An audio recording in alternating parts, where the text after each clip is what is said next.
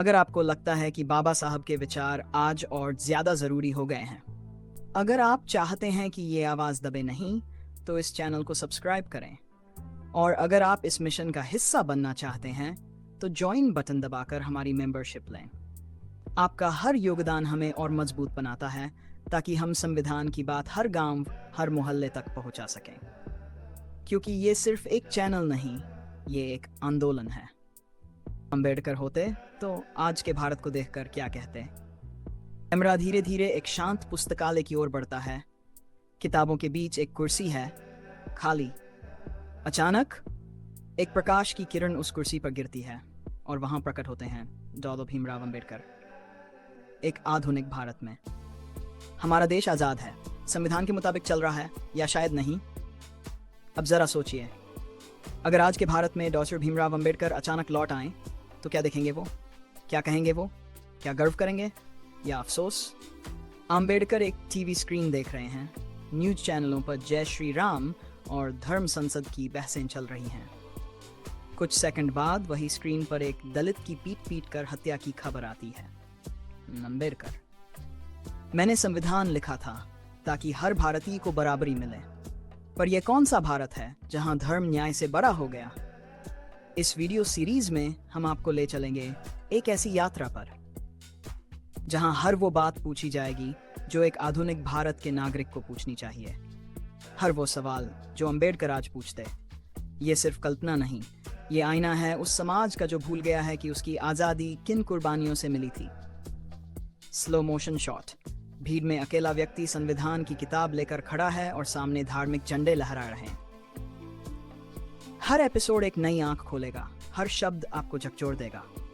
और हो सकता है कहीं कहीं डॉक्टर अंबेडकर की आत्मा आपको ये कहती हुई लगे, मुझे नहीं पता कि तुम क्या कर रहे हो, लेकिन ये वो भारत नहीं है जिसे मैंने सपना देखा था। डॉक्टर अंबेडकर की विशाल मूर्ति पर फूल चढ़ाते हुए नेताओं के दृश्य से कैमरा धीरे धीरे जूम करता है। मूर्ति के चेहरे पर जैसे कोई सवाल है। फिर सीन कट होता है। डॉक्टर अंबेडकर एक संविधान की कॉपी अपने हाथ में पकड़े हुए आज के भारत को देख रहे हैं। अंबेडकर आवाज़ मैथ। मैंने उस किताब में हर पन्ना इस सोच से भरा था कि ये देश सबका है, पर आज जो देख रहा हूं वो संविधान की पूजा तो करता है, पर उसके अनुच्छेदों को पैरों तले कुचलता है। नरेशन: अंबेडकर आज लौटते हैं तो सबसे पहला सवाल उठाते हैं, क्या संविधान सच में जिंदा है? कट टू मॉब लिंचिंग, धर्म के नाम पर दंगे और सोशल मीडिया पर फैले नफरत भरे ट्रेंड्स के दृश्य। अनुच्छेद 41 कहता है इक्वालिटी बिफोर लॉ। अनुच्छेद 52 कहता है no discrimination on grounds of religion, caste, gender. अनुच्छेद 21 कहता है right to life and liberty. लेकिन इन अनुच्छेदों को कौन याद करता है? नेता, मीडिया या जनता? जिस किताब को मैंने लिखा, आज उसे लोगों ने महज सिंबल बना दिया है। शपथ लेते हैं संविधान की, पर चलते हैं मनु की राह पर। किसी चुनावी सभा में धार्मिक नारों की गूंज, भीड़ में संविधान का कोई नाम तक नहीं। नरेशन: संविधान कहता है भारत एक धर्मनिरपेक्ष राष्ट्र है, पर क्या धर्मनिरपेक्षता अब अर्बन नक्सल बोलकर दबा दी जाती है? डॉ अंबेडकर: मैंने हिंदू कोड बिल लाया था ताकि महिलाएं बराबरी पाएं। आज मेरी बहनों की आवाज तक नहीं सुनी जाती। मैंने सामाजिक न्याय की नींव रखी थी। आज न्याय बिकता है और धर्म के नाम पर बंटता है। धीरे धीरे कैमरा एक कचरे के ढेर पर पड़े पुराने संविधान की कॉपी पर जूम करता है। संविधान अब सिर्फ कोर्ट रूम की फाइलों में है या किताबों की अलमारियों में। वास्तविक जीवन में उसका असर कहाँ है? मुझे डर है कि कहीं आने वाली पीढ़ियां ये ना कहें, एक किताब थी जिससे कोई फर्क नहीं पड़ा। संविधान नहीं, राज कर रही है। एक विशाल विशाल जनसभा का है, हाथ में भगवा झंडा और पीछे श्री राम के नारों की गूंज। फिर कट, एक दृश्य जिसमें स्कूल की किताबों से संविधान के सिद्धांतों को धीरे धीरे मिटाया जा रहा है। जब धर्म आस्था से निकलकर सत्ता का साधन बन जाए तो सबसे पहले मरता है संविधान। अंबेडकर: धर्म निजी होना चाहिए, राजनीति का हिस्सा नहीं। पर आज जो मैं देख रहा हूं वो सिर्फ धर्म का व्यापार है। राजनीति की गद्दी अब साधुओं की जागीर बन गई है। सीन कट, संसद में धार्मिक प्रतीकों के प्रयोग, चुनावी भाषणों में मंदिर मस्जिद की बातें और कोर्ट के बाहर धार्मिक भीड़ का प्रदर्शन। भारत का संविधान कहता है, भारत एक धर्मनिरपेक्ष राष्ट्र है। लेकिन क्या आज की राजनीति इसे मानती है? नेताओं के भाषणों में अब विकास नहीं, धार्मिक पहचान सबसे बड़ी योग्यता बन गई है। मैंने कहा था, धर्म को राजनीति से अलग नहीं किया गया तो ये दोनों एक दिन देश को बर्बाद कर देंगे। आज वही हो रहा है। देश को चलाना था संविधान से, पर अब मनुस्मृति की छाया हर फैसले पर पड़ी है। धार्मिक गुरु खुलेआम चुनावी दिशा निर्देश देते हुए, भीड़ को उकसाते हुए भाषण और संविधान की किताब साइड में पड़ी हुई। अब सवाल ये नहीं कि कौन सी पार्टी सत्ता में है, सवाल ये है, क्या संविधान सत्ता में है? जब धार्मिक भावनाएं वोट बैंक बन जाएं, तो न्याय, समानता और स्वतंत्रता सिर्फ किताबों में रह जाती है। मैंने धर्म को व्यक्तिगत बनाया था, समाज को तोड़ने के लिए नहीं। पर आज धर्म दंगा बन गया है और राजनीति धर्म की दलाली। सीन ब्लैक एंड में बदलता है। मंदिर, मस्जिद, गिरजाघर की भीड़ और दूर एक छोटा बच्चा संविधान की किताब पढ़ता। एरेशन। आज जरूरत इस बात की है कि हम फिर पूछें, देश संविधान से चलेगा या धार्मिक एजेंडे से? क्योंकि इतिहास गवाह है, जहां धर्म और राजनीति एक हुए, वहां लोकतंत्र नहीं बचा। आरक्षण पर हमला क्यों? जिसे सहारा चाहिए था, आज उसी पर आरोप लग रहे हैं। का दृश्य, एक दलित छात्र अपने रिजल्ट की कॉपी देखकर मुस्कुरा रहा है। अगले ही सीन में सोशल मीडिया पर मुक्त भारत, आरक्षण मुक्त भारत ट्रेंड कर रहा है। कट, अंबेडकर खामोशी से ये सब देख रहे हैं। भारत में जब भी कोई बहुजन बच्चा सफलता की सीढ़ी चढ़ता है, एक आवाज गूंजती है, अरे छोड़ो, उसे तो आरक्षण मिला है। लेकिन कोई ये नहीं पूछता कि आरक्षण की जरूरत क्यों पड़ी। आरक्षण भीख नहीं है, ये उस ऐतिहासिक अन्याय का छोटा सा मुआवजा है जो सदियों से इस देश के मूल निवासियों पर हुआ। सीन कट, छात्रवृत्ति बंद, SC/ST बच्चों पर कोचिंग फीस का बोझ और सोशल मीडिया पर फैलती नफरत। आज आरक्षण पर सबसे ज्यादा हमला वो कर रहे हैं जिन्होंने सदियों तक शिक्षा, मंदिर, नौकरी, सत्ता सब अपने पास रखा। और अब जब बहुजन समाज थोड़ा सा आगे बढ़ा तो कहा जाने लगा, काबिलियत देखो, जाति नहीं। जब ऊंची जातियों ने 1000 साल तक जाति के आधार पर अधिकार बांटे, तब काबिलियत कहाँ सोई थी? कट, UPSC, नीट, IIT जैसी परीक्षा में चयनित SC/ST छात्रों को ट्रोल करते मीम्स, ट्विटर पोस्ट्स। नरेशन, समाज को नहीं दिखता कि ये बच्चे दोहरी लड़ाई लड़ते हैं, एक परीक्षा की और एक मानसिक अत्याचार की।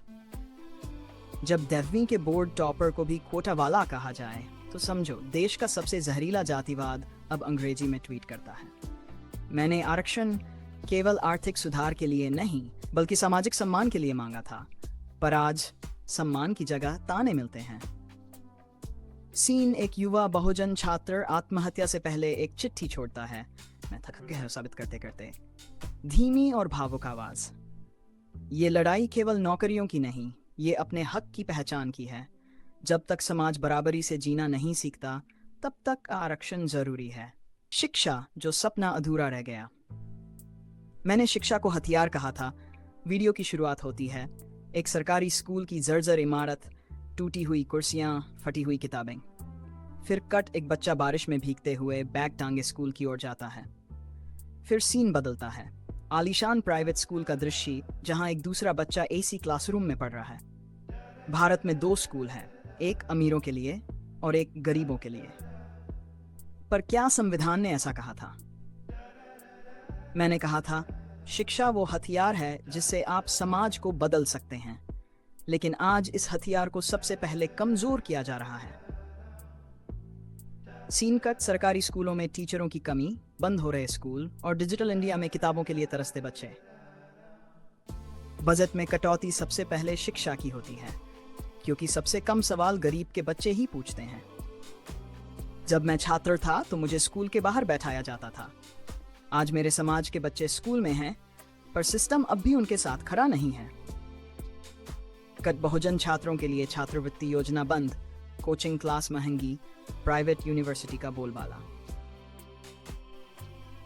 जो शिक्षा मुफ्त होनी चाहिए थी, वो आज सबसे बड़ा कारोबार बन गई है। कोचिंग माफिया, एडमिशन फेरे और डिजिटल डिवाइड सब मिलकर शिक्षा को पैसे वालों की जागीर बना चुके हैं। अगर किसी समाज को गुलाम बनाना हो तो उसकी शिक्षा छीन लो। भारत में यही हो रहा है। सीन: एक बच्चा ऑनलाइन क्लास के लिए मोबाइल मांगता है, पर मां के पास खाने को पैसे नहीं। एनईपी एजुकेशन पॉलिसी के नाम पर बहुजन समाज को नई भाषा, नई चयन प्रक्रिया और नई असमानता दी जा रही है। और शिक्षा का मतलब अब नौकरी नहीं, बल्कि बाजार का उपभोक्ता बनाना हो गया है। मैं चाहता था कि दलित, पिछड़ा, गरीब सभी बच्चे ऊंचे सपने देखें, पर आज उन्हें सपने देखने का हक ही नहीं दिया जा रहा। नया ब्राह्मणवाद: जो असली सवाल पूछे वो अब टीवी पर नहीं दिखता। न्यूज स्टूडियो का दृश्य: एंकर जोर जोर से चिल्ला रहा है, जय श्री राम कहो, वंदे मातरम बोलो। स्क्रीन पर fast moving graphics, breaking news की पट्टी और बैकग्राउंड में भगवा रंग। कट: डॉ अंबेडकर एक पुराने अखबार को देखते हैं, फिर आज का टीवी देखकर गहरी सांस लेते हैं। जिस मीडिया को लोकतंत्र का चौथा स्तंभ कहा गया, वो आज सत्ता की गोदी में बैठ गया है। अब पत्रकारिता नहीं होती, अब प्रोपेगेंडा होता है। जब मैंने प्रेस की आज़ादी की बात की थी, तो उसका मकसद था सच्चाई को सामने लाना। लेकिन आज की मीडिया सच्चाई से डरती है और धर्म के नाम पर गुमराह करती है। सीन कट: न्यूज चैनल्स पर बहस, हिंदू खतरे में है, मुस्लिमों को कितनी आज़ादी चाहिए, और नीचे SC/ST एक्ट के विरोध की न्यूज को दबा दिया जाता है। नरेशन: दलितों की हत्या की खबर अब सेकंड हैंडल न्यूज है। आदिवासियों की जमीन छीन ली जाए तो मीडिया कहता है विकास। बहुजनों की आवाज अब TRP लायक नहीं रही। जब सूचना एक ही वर्ड के हाथ में होती है, तो वो सूचना नहीं, मनुवाद का नया अवतार बन जाती है। टीवी डिबेट में 4 पंडितों और एक मुस्लिम मौलवी की बहस, कोई बहुजन प्रतिनिधि नहीं। फिर कट: बहुजन पत्रकार को ट्रोल करते ट्वीट्स। नरेशन: मीडिया अब सवाल नहीं पूछती, वो सिर्फ एक स्क्रिप्ट पढ़ती है। जो सरकार से सवाल करे उसे देशद्रोही कहा जाता है। लोकतंत्र तब जनता को सच पता होता है। अगर मीडिया झूठ फैलाए तो जनता सिर्फ भीड़ बन जाती है। सीन: न्यूज चैनलों में एंकर तिलक लगाए, गला फाड़कर नारा लगाते हुए, दूसरी ओर एक स्वतंत्र पत्रकार को गिरफ्तार करते पुलिस वाले। गोदी मीडिया अब सत्ता का शोर बन चुका है। वो न किसानों की बात करता है, न छात्रों की, न दलितों की। उसे सिर्फ हिंदू मुस्लिम चाहिए, हर दिन हर रात। अगर आज मीडिया मेरे जमाने में होती तो शायद मुझे भी एंटी नेशनल कहा जाता, क्योंकि मैं सवाल पूछता था, और आज सवाल पूछना गुनाह हो गया है। न्यायपालिका क्या अब भी अंधी है? जब न्याय भी पक्षपाती हो जाए तो संविधान रोने लगता है। कोर्ट रूम का दृश्य: न्याय की मूर्ति आंखों पर पट्टी बांधे खड़ी है।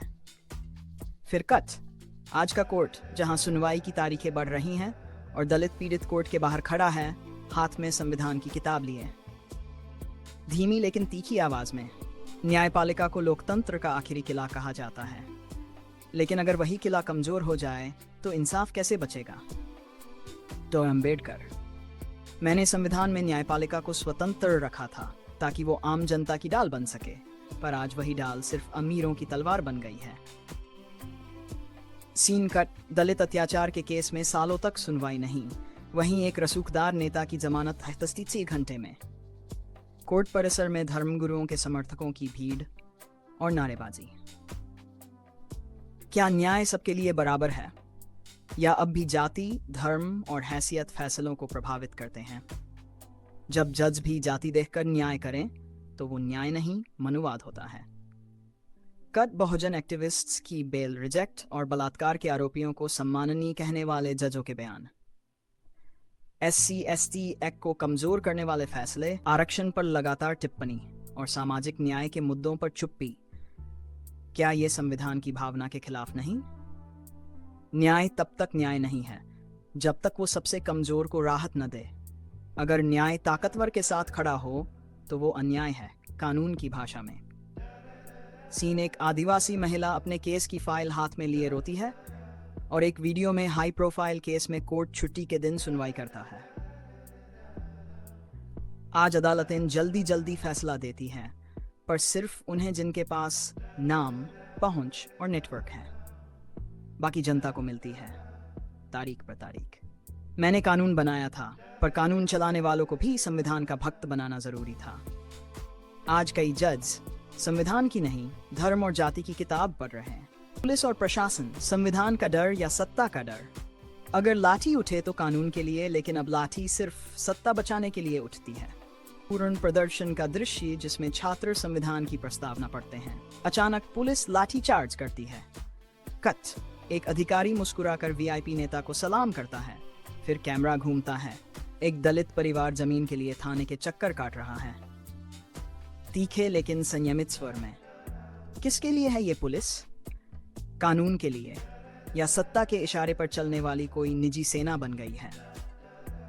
मैंने जो प्रशासनिक मशीनरी बनाई थी उसका काम था जनता की सेवा करना, ना कि उसकी स्वतंत्रता कुचलना। पर आज ये मशीनरी संविधान की नहीं, बल्कि नेता की गुलाम बन चुकी है। सीन कट, छात्र विरोध, किसान आंदोलन या दलित अत्याचार की एफआईआर लिखवाने की कोशिश। पुलिस हर बार या तो मूक दर्शक या सत्ता की डाल बनती दिखती है। नरेशन, SC/ST के तहत केस दर्ज करवाना आज भी सबसे कठिन काम है। क्यों? क्योंकि थाने में भी जाति है, क्योंकि अफसर की वर्दी के नीचे भी पहचान है। अगर कानून बनाने वाला निष्पक्ष है पर उसे लागू करने वाला पक्षपाती, तो फिर संविधान किताब में ही रह जाएगा। CCTV में दलित युवक को पीटती पुलिस, दूसरी तरफ वीआईपी नेता की रैली में सुरक्षा में जुटा पूरा थाना। आज की पुलिस संविधान की शपथ तो लेती है, पर डरती संविधान से नहीं, डरती है ट्रांसफर से, नेताओं से, सोशल मीडिया ट्रोल्स से। प्रशासन को लोकतंत्र का रक्षक बनना था, लेकिन आज वो सिर्फ सत्ता की रखवाली कर रहा है। सीन, आदिवासी ग्रामीण जंगल में अपनी जमीन की रक्षा के लिए खड़ा है। सामने जेसीबी मशीन और पुलिस की फौज। नरेशन, भूमि अधिग्रहण हो, जंगल का सवाल हो या पिछड़े वर्ग के हक, पुलिस की बंदूक हमेशा कमजोर की तरफ होती है। जिस पुलिस को जनता की रक्षा करनी थी, वो अब संविधान बचाने वालों पर गोली चला रही है। अगर प्रशासन संविधान से बड़ा हो जाए तो लोकतंत्र नहीं, तानाशाही आती है। राजनीति, सेवा या सत्ता का नशा? जिस राजनीति ने परिवर्तन लाना था वो खुद समस्या बन। वीडियो, संसद भवन का दृश्य, नेताओं के चेहरे धीरे धीरे बदलते हैं। भाषण में बड़े बड़े वादे, जनता की भीड़ ताली बजा रही है। फिर कट, गरीब बस्ती, टूटी सड़कें, बेरोजगार युवा और नेता एयरपोर्ट पर रेड कारपेट पर चल रहा है। गंभीर, लेकिन राजनीति जिसे जनता की सेवा कहा गया, आज वही राजनीति सत्ता की सेवा बन गई है। डॉ. अंबेडकर, राजनीति अगर सिद्धांतों से हटे तो वो भीड़ का प्रबंधन बन जाती है, और भारत में राजनीति अब वोट बैंक की गिनती तक सिमट गई है।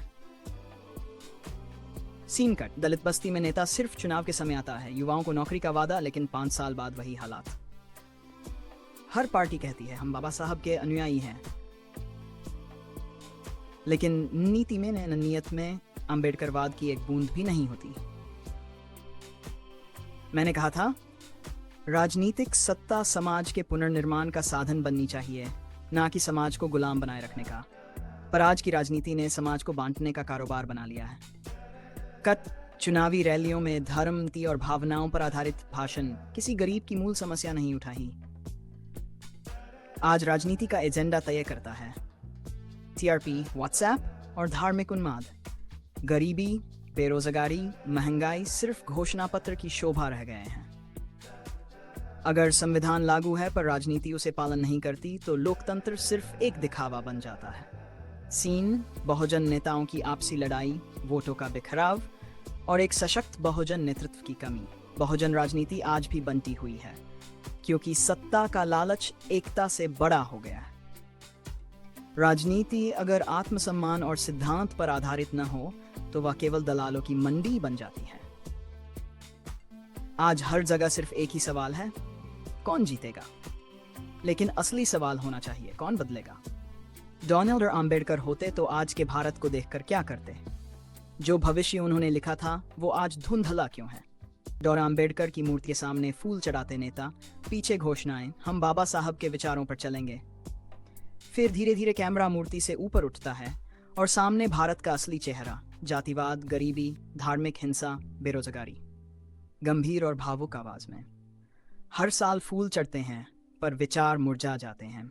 हर चौक पर मूर्तियां हैं पर संविधान की आत्मा कहीं खो गई है। अगर डॉक्टर भीमराव अंबेडकर आज होते तो वो सिर्फ सवाल नहीं पूछते, वो दो टूक कहते, ये भारत वो भारत नहीं है जिसका सपना मैंने देखा था। मैंने एक ऐसा भारत चाहा था जहाँ जाति मिटे, शोषण खत्म हो और हर नागरिक को बराबरी का अधिकार मिले। लेकिन आज जाति और धर्म ने फिर से सत्ता को जकड़ लिया है। संविधान अब सिर्फ किताबों में है, जमीन पर उसका सम्मान नहीं। सीन गांव में दलित युवती के साथ अत्याचार, छात्र बेरोजगार घूमते हुए और बहुजन समाज में बढ़ती निराशा। आम्बेडकर होते तो वो संविधान की मूल आत्मा को फिर से जिंदा करते। वो कहते, संविधान को सिर्फ याद मत करो, उसे लागू करो। मैंने कहा था, एजुकेट, एजिटेट, ऑर्गेनाइज। लेकिन आज बहुजन समाज को फिर से पढ़ने, जागने और एक होने की जरूरत है। राजनीति को बदलो, मीडिया को जवाब दो, संविधान को सड़क पर लेकर आओ। सीन बहुजन किताबें पढ़ रहे हैं, गांव गांव में संविधान की क्लास लग रही है, SC/ST एक्ट पर अवेयरनेस, महिला नेतृत्व, यूनिटी पर पोस्टर अभियान। अगर अंबेडकर आज होते तो वो हमें ये नहीं कहते कि रो, वो कहते खड़े हो जाओ। मैं फिर से चेतावनी देता, अगर तुम्हारे पास संगठन नहीं तो तुम्हारे पास कुछ नहीं। वीडियो एंड स्लेट मिक्स विधान की प्रस्तावना, बहुजन आंदोलन, युवाओं की शिक्षा, डिजिटल क्रांति में बहुजनों की भागीदारी। डॉ आम्बेडकर होते तो सिर्फ विरोध नहीं करते, वो फिर से निर्माण शुरू करते। अब ये हमारी जिम्मेदारी है कि जिस भारत का सपना उन्होंने देखा उसे टूटने न दें, उसे सच करें।